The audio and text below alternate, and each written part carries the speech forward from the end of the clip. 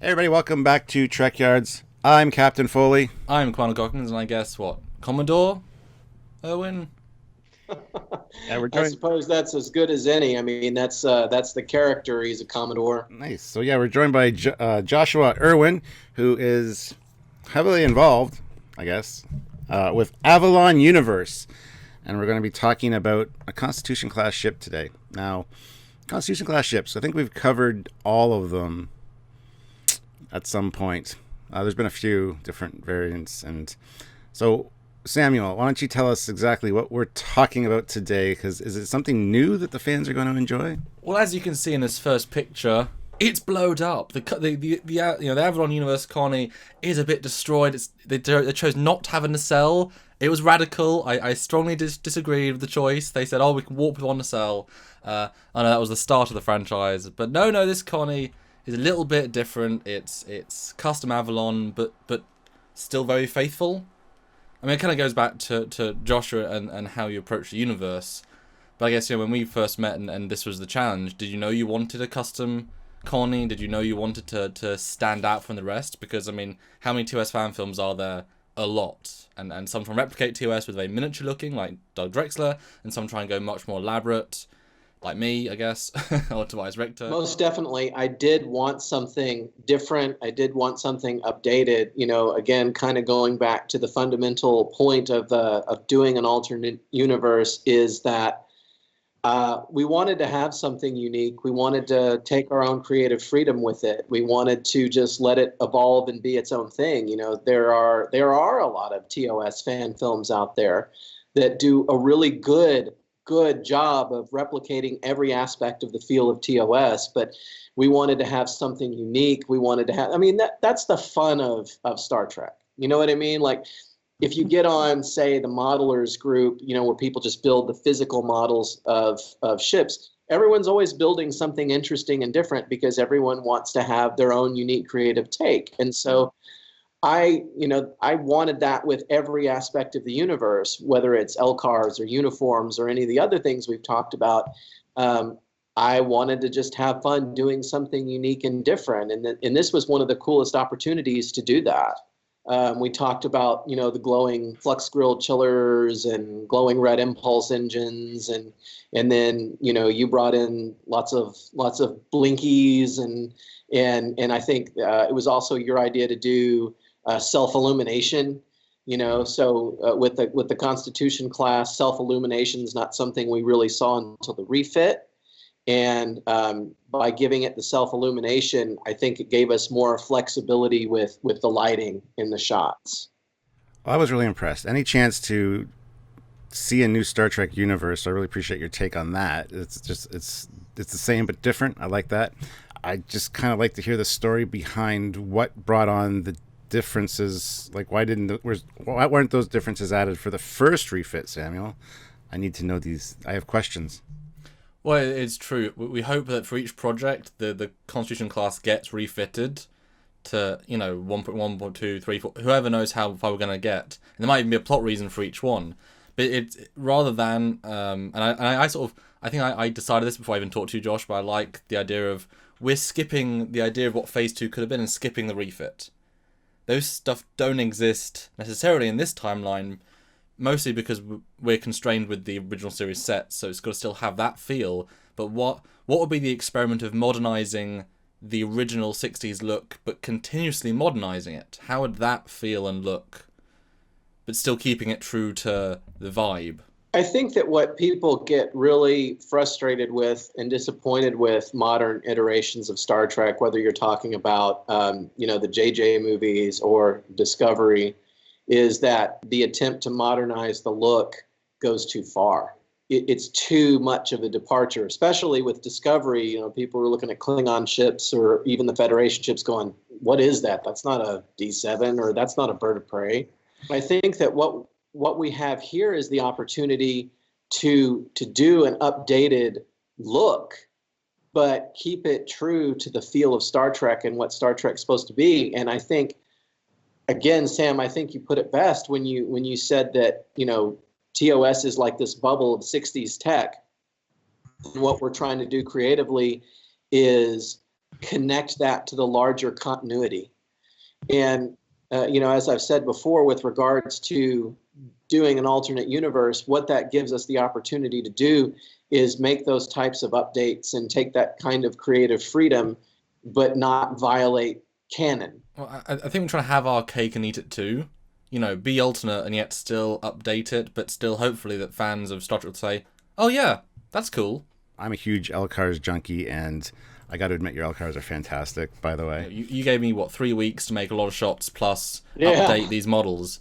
And so really there was, and budget was there, but not for this. So it was kind of like, well, what can we do to update it? And yeah, I thought instantly we need to deflector light. That's in every other iteration. Why wouldn't you? And then the inner grills, that's just from Stuart saying, in his past, I wish they had that as an obvious choice. And then obviously now going to warp, you can have that classic glow to extra blue in it. It's an easy visual cue. And I thought, well, the NX-01 has self-illumination. Why would the Connie not? And there isn't a reason except the physical reality they couldn't do it. And so I just said, screw it, I'll put them everywhere. But although it's a hybrid, actually, of the two styles. It hasn't got every place a Refit has, but it's got half of them. And also double the amount of blinkies. Because, that front blinky, I feel like, in front of the registry, as you pan by, that blinking is such an important visual cue. It gives you a sense of life without having to do much. So I made sure to add blinkies everywhere. There is the addition of the photon torpedo launchers to this second refit, I guess. For Avalon Lost, which is the short in between the two major films, we knew we wanted to show that we're refitting, even if we're not actually showing everything. I know we want to do more for the full piece. And so, yeah, the obvious choice is where do you go next? Well, the Connie isn't a heavily armed ship, per se, and torpedoes and phasers firing in the same place has never been the best idea. So, yeah, add a torpedo launcher, although we can't go refit, because that's too far, and I didn't want to go phase 2, because I didn't like the idea of a single circle launch. That didn't connect to me. It didn't look very good. And so what we see here is kind of a kit bash, but it's meant to feel as if that is literally all of the physical hardware needed to fire a torpedo. Whereas the refit has like a shell over it. It's nice, it's built, it's refined, it just fits. This is a torpedo tube with all the gas pressure stuff, and that's it. That's what you need, that's what you get. Go out and shoot things, Klingons, whatever. Like I said, I liked it. I got the feeling that, it was like the refit style that was just not housed yet, didn't have the housing around it, which is a great idea, actually. Now, another question I had is, what's that thing on the very front of the neck there, a little bit lower? Custom targeting sensor. Very nice, see? Because, this is presumably quite a high-end weapon edition package. So I thought it made sense to give it something custom so that if other... Because they've still, I'm assuming, Josh, they've still got the top torpedo launchers. They could presumably fire 4 in a row if they really wanted to. Yes. But this one, I'm sure, is faster fire rate and just... And, one of the things that we mentioned in the dialogue of Ghost Ship is that Excalibur was going to become an experiment for new technologies. Mm-hmm. And so each mission that it goes on, it's going to maybe have a different experiment. And so, I think that they knew plot-wise that the first thing they were going to do with it was going to be more tactically oriented. They were going to send it out to the Klingon neutral zone to deal with some issues there. And so they decided, let's go with the tactical upgrades first, and maybe the sensor systems. And so my interpretation of the torpedo launcher is that it's an experiment. It may not be as permanently housed as the movie timeline one is, because, all right, let's do some testing with this. Let's mount some more heavy duty torpedo launchers, see how it works. Yeah, I would agree. It's a nice addition, and I do like the progression of tech, like looking like it's going towards the refit style eventually. Because I did notice that as well, that it was said that the Excalibur was going to be used as a test bed, more or less.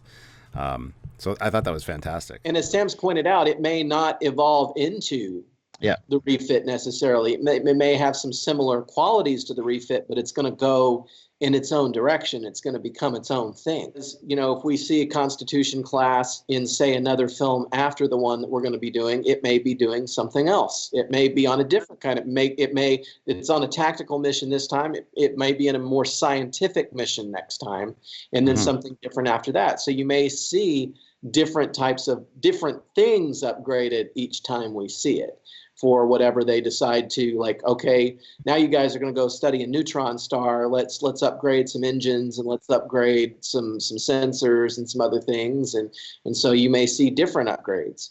But again, it's not necessarily headed towards being TMP. It's going to be its own thing. And that's what I love about it. You know, I've always loved the Constitution class, and I've always loved the design of it, and it's beautiful, and the proportions.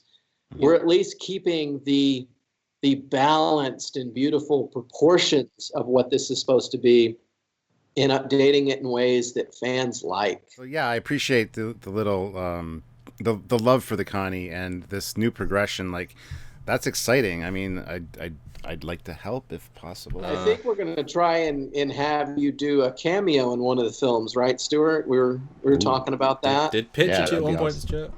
Yep, that would be awesome. I would absolutely love that. Hopefully if fans support the Indiegogos to get more and more, because it would be nice to progress, and then obviously we can then have this. I imagine a fleet battle, Josh, where different versions of the Connie are in a battle, because like they're all different functions. You know, you've still got the old one, and you go, oh, this is the brand new one. And you got the Dreadnought one.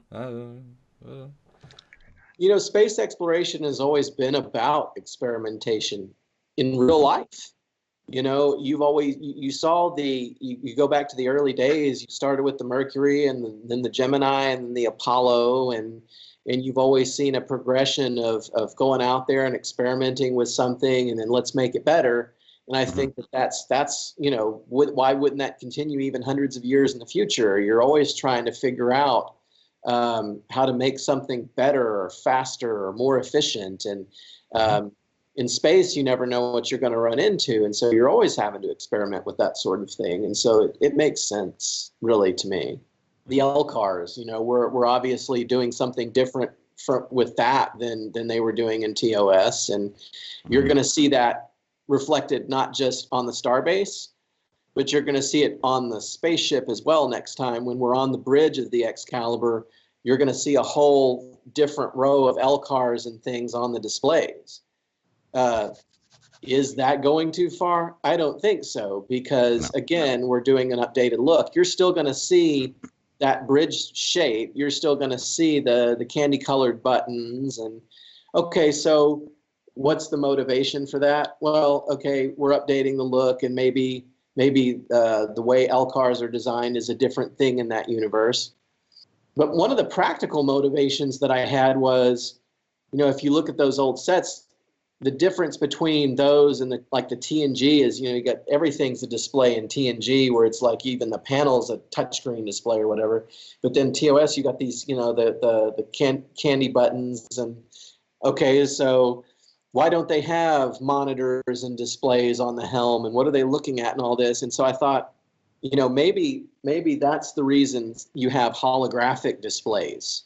You know, so they're pushing the hardwired buttons. And then and you saw that in Avalon Lost, where like maybe a hologram will pop up that gives them information that they need.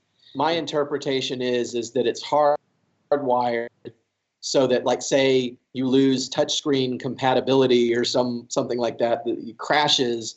Oh no, we don't have control anymore. But if it's more of a hardwired button, that's harder to do. Like, you have a more secure connection. Yeah. And I'm very big on having something physical to interact with. You know, that's why I wanted to do this era. It's because I didn't want to do a lot of green screen. I wanted to have physical sets that I could light, and physical elements that I could put in place and interact with and throw out of focus or in focus or whatever.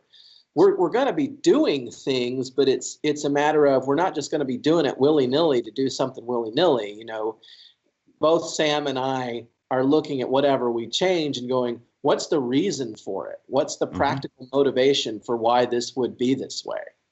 Yeah. And Sam is really good about that. You know, when we were walking through like the dry dock, you know, he was pulling up the dry dock that the Excalibur was being repaired in, and goes, if you look here, this is what this element is, and this is what that element is, and this is why this is designed this way. And then when he's walking through the shuttle or the Connie, he's saying, this is the practical reason this exists. I love that. And I'm doing the same thing on the inside of the ship as well, as saying, what's the practical reason we're doing something like this? For the most part, like for example, we've got the hard, Delta badges, the metal deltas on the uniforms. I'm just doing that because I don't want to put like a patch or an iron-on patch on a uniform in 2019. I just don't think that makes any sense. But Yeah. for the most part, we're trying to come up with practical reasons that these things would be the way they are. Yeah, and I gotta say, everything you just said, I'm beginning to like you more and more, because it sounds exactly like me, with the buttons and the clicking and the making sense that a hardwired piece of equipment, if power goes down, it's easier to jury rig that than it is nothing. Maybe there's less risk of an explosion too. There's always the exploding panel issue, and everyone's always getting killed when the panel blows up. So maybe there's a buffer or a fuse or something in there that'll go first before someone gets blown to shreds. Well, the secret is don't fill your consoles with rocks. But yeah. Or arrowheads or whatever else. Yeah, the rocks thing was always weird. Like, where'd the rocks come from? So I guess the sort of final note, and you got this great shot of the three Connies. It's important to know that we did come from the original version. Mm-hmm. That still existed, but for some reason things started evolving. And so everything does come from a certain place, but we're also not afraid to go beyond. I mean, you would assume that 4 years in, 5 years in, those engines might be obsolete. You can only refit so far with keeping the same structure and this and this and this. So I'm as a creative person, we had this model built a year ago for a different fan film, and it's a really high quality model with rooms and beautiful detail, and so to be able to iterate upon it and bring something new. I say we're in the golden age of mid-range fan films where no one's going to reach the big bucks, the big actors, but I don't think people would even remotely support the lowest end when there's no effort been put in, because why now, when I can do 4K on this phone and put a memory card in that let me record an entire half-hour film on it? Okay, it's not the best 4K, but there's no reason to not do anything decent. That good, great should be appreciated, even if it's not the highest end. That's when filmmakers doing it really helps, because we've got that base knowledge coming in that mean that, okay, normally you'd hire a director of photography, but if you know how to direct photography, then you've saved yourself a lot of money, and guess what? It's your passion project. And so people like Joshua are really exciting because they bring the knowledge, but also the sense of let's bring a certain quality. And the creative side is certainly, just like the force is strong with Star Wars, the creative force is strong with this one. So I'm excited to see where it goes, and there's some cool stuff in the next one. So do support Demons on Indiegogo now, probably, unless it's released later. And it will be a few months, because we got to give Sam some time this time around to actually, get these models where he wants them. He's very, very particular, I've noticed, about the quality of his work, which is so refreshing to me, because I've known so many people in my career who aren't. And so that is something that I really like, and he's come to me and he said, "Give me the time to do this right." And so, it may be a few months before you see the film materialize, but it's not going to be one of those situations where it's like next year and people are going, "Where is this? What happened with that?" That's not how we roll. Ghost Ship was produced in 6 weeks. Wow. And Avalon Lost in about the same amount of time. Avalon Lost was a deal where we had some things happen and we had to scramble to make a film because we were going to lose one of our actors at the end of a certain amount of time. And so writing the film to having the completed film out on YouTube was 6 weeks. We're not going to do that this time. We don't want to cut any corners. We want to make a really, really cool fan film that's worth the wait. So it may be a few months, but it's not going to be a year or anything like that. Well, the difference between this one, which is the first crowdfunded Demons, is that this is actually looking to do more than we already can. Ghost Ship was, what have we got? What can we do inside that structure? And then, oh look, Sam's available. Let's bring him in. He hated the CGI. Hoping to get someone good. The shuttle thing, again, we worked within a certain confines what we can and can't do, and then I pushed to get a new shuttle made, and luckily the team was available.